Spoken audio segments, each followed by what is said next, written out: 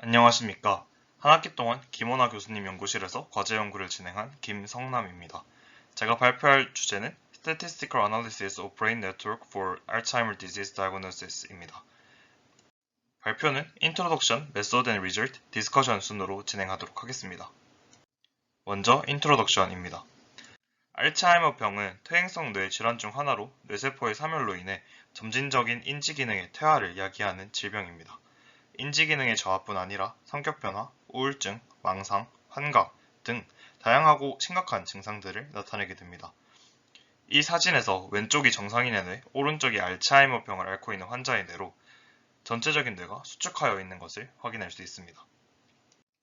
이러한 심각한 증상에도 불구하고 아직까지 병을 치료할 수 있는 방법이 존재하지 않습니다. 알츠하이머 환자를 정상으로 돌리는 치료 방법은 존재하지 않으며 현재의 대부분의 치료제들은 병의 진행 단계를 늦추는 것에 초점을 맞추어 연구를 하고 있습니다. 그렇기에 가능한 병을 초기에 진단하는 것이 중요하다고 할 수 있습니다. 따라서 연구자들은 알츠하이머 환자의 뇌를 촬영한 데이터베이스를 만들어 알츠하이머의 초기 진단을 위한 연구를 진행하고 있습니다. 그중 하나가 ADNI 데이터셋으로 MRI 등 다양한 방법으로 촬영한 뇌의 3D 데이터를 제공하고 있습니다. 이 중 Diffusion Tensor Imaging으로 촬영한 뇌의 이미지를 바탕으로 만든 브레인 네트워크를 이번 연구에서 사용하였습니다. 총 506개의 브레인 네트워크와 클리니컬 어노테이션 페어가 있는 데이터로 148개의 노드 그리고 Fully Connected 엣지를 가지고 있습니다. 여기서 노드는 뇌의 코르티칼 영역에 존재하는 148개의 소부위에 대한 코르티칼 티크니스 값을 가지고 있고 엣지는 각 소부위 사이의 뉴런 연결 개수의 추정값을 담고 있습니다. 클리니컬 어노테이션은 총 5개로 이루어져 있으며 코그니티브 노멀에서 마일드 코그니티브 임페어먼트를 거쳐 알츠하이머 디지즈로 진행되는 4개의 어노테이션과 이 4가지와는 특징이 다른 Significant Memory Concern이 있습니다. 본 연구에서는 정상에서 병이 발생하는 과정에 있는 4가지 어노테이션에 대해 집중적으로 분석하였습니다. 이번 과제 연구의 목적은 통계적 분석을 통해 알츠하이머 병의 4가지 진행 단계의 특성을 잘 이해하여 추후 진행하게 될 클래시피케이션 등의 태스크에 필요한 인사이트를 얻는 것입니다. 다음으로 Method and Result입니다. 가장 먼저 사용한 통계적 분석은 t-테스트입니다. t-테스트는 두 그룹 간의 차이를 평가하는 지표로 두 표본 그룹의 평균의 차이를 두 표본 그룹 평균의 차이의 불확실도로 나눈 값입니다. 이 t-테스트에서 p-밸류가 0.05보다 작으면 0.05 유의 수준에서 귀무가설을 기억하는 것이므로 두 그룹 간에 유의미한 차이가 있다라고 이야기할 수 있습니다. 다음 그래프는 5개의 환자 그룹에 대해 노드 23번과 노드 38번의 노드 밸류의 디스트리뷰션을 나타낸 것입니다.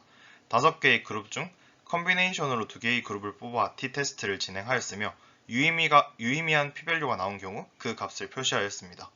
이때 p-밸류를 분페로니 검정으로 교정하여 유의 수준을 설정하였습니다. 파란 점은 CN, 주황색은 SMC, 초록색은 EMCI, 빨간색은 LMCI, 보라색은 AD를 각각 나타내며 Y축은 Cortical Thickness 값입니다. 노드 23번과 38번의 경우 그룹 간 유의미한 차이를 보이는 쌍이 많은 노드입니다. 두 노드 모두 CN과 EMCI, EMCI와 LMCI, LMCI와 AD를 비교해 보았을 때 전체적인 값의 분포가 감소하는 것을 확인할 수 있습니다. 특히 AD 그룹의 경우 상대적으로 더 크게 감소하는 것을 확인할 수 있었습니다.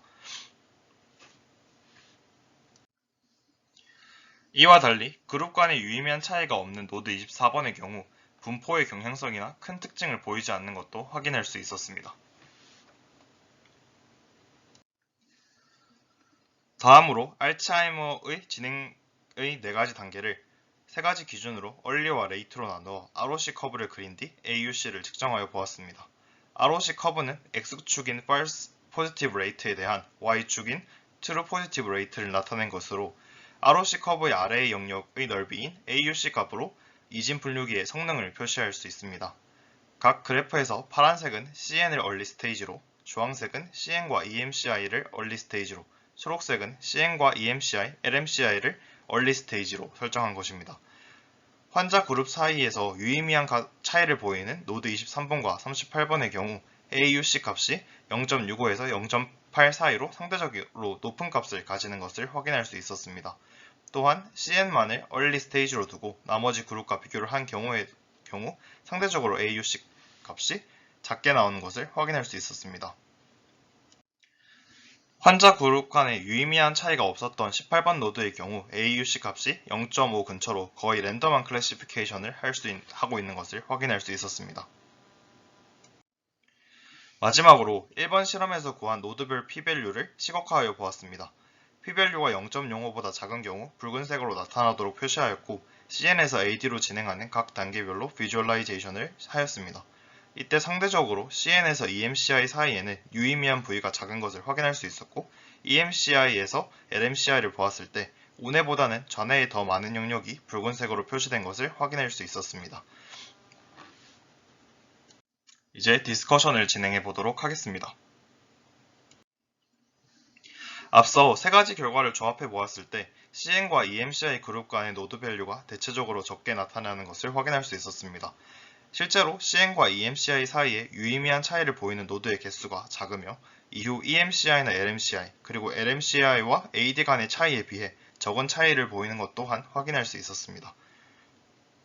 알츠하이머의 경우 조기 진단이 매우 중요하지만 실제로 조기에는 통계적 유의미성을 쉽게 찾기 어려웠습니다. 따라서 다른 그래프 분석 방법을 이용하여 이를 구별해낼 수 있다면 좋은 연구가 될 수 있을 거라고 생각합니다. 앞서 유의미한 차이를 보이는 노드들이 뇌에서 어떤 부위에 해당하는지 구분하여 알츠하이머와의 연관성을 찾아본 결과 실제로 그 부위들의 손상이 알츠하이머와 관련된 기능 이상에 연관이 있다는 논문들을 쉽게 찾을 수 있었습니다. 통계적 유의미성으로 찾은 부분들이 실제로 알츠하이머병과 인과관계가 있음을 확인할 수 있었습니다. 이상으로 2021년도 1학기 과제연구 최종 발표를 마치도록 하겠습니다. 다음이 참고 문헌입니다. 감사합니다.